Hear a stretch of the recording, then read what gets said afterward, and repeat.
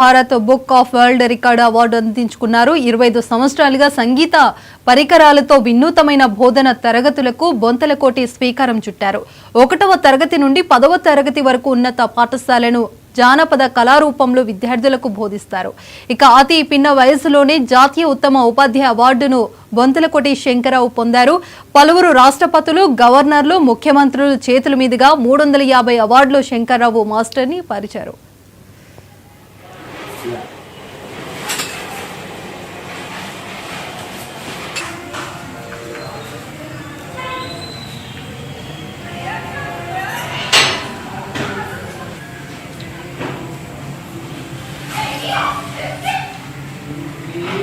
Thank you.